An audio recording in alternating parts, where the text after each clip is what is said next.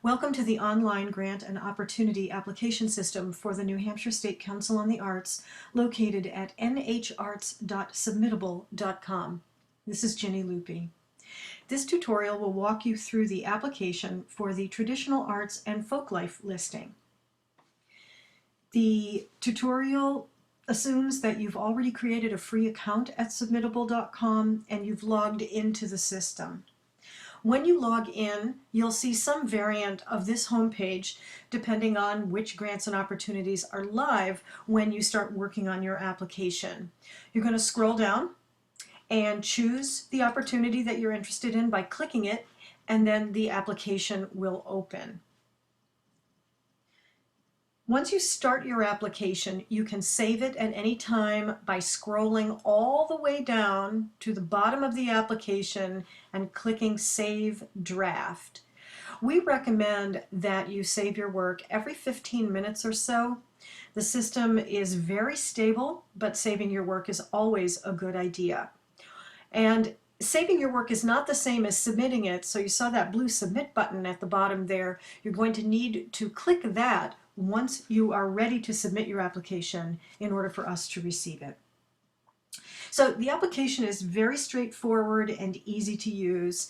The fields that are marked with red asterisks are required, and you won't be able to submit your application if any of those required fields are not filled out.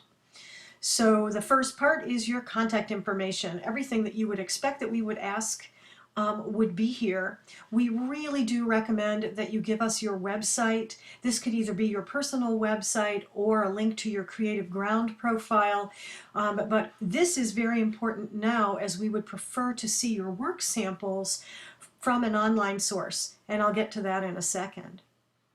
So the next area is just telling us whether you're an artist or a scholar or folklorist, what your art form is or your specialty is.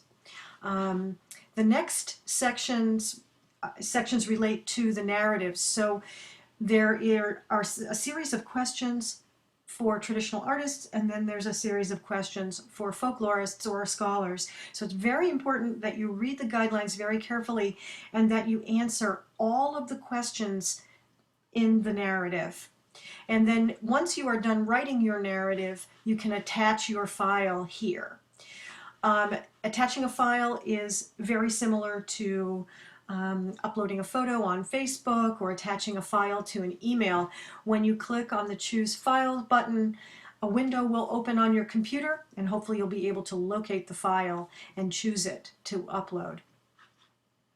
Answer some more questions here about what kind of presentations you give, the venues that you prefer, age groups, where in New Hampshire you want to work, your availability, time of year, and your fee. So it's very important that you also list your fee here.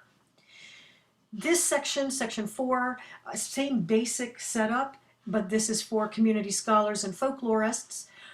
So again, respond to the narrative questions in a separate document, upload it, and then answer the rest of the questions here.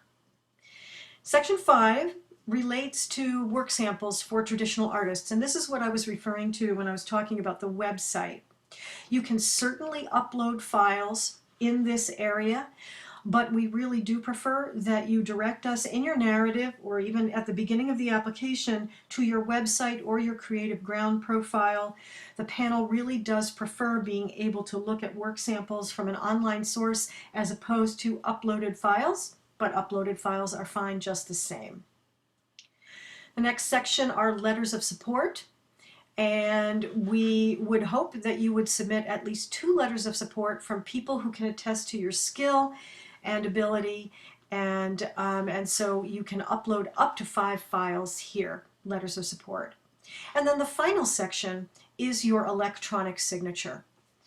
And all you have to do is click the Agree button, type your name and the date, and if you are under 18, we need the name of your parent or guardian. And so once everything's filled out and all of your files are attached, you click Submit. Once you click Submit, the application will be submitted. You will receive a confirmation email almost immediately, Included in that email will be a link that you can go back to so that you could print your application if you want to. And then if after we've looked at your application, if we feel that we need something more or there's something missing, you will hear from staff.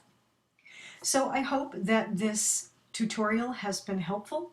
Please let us know if you have questions, and we look forward to seeing your applications. Thanks.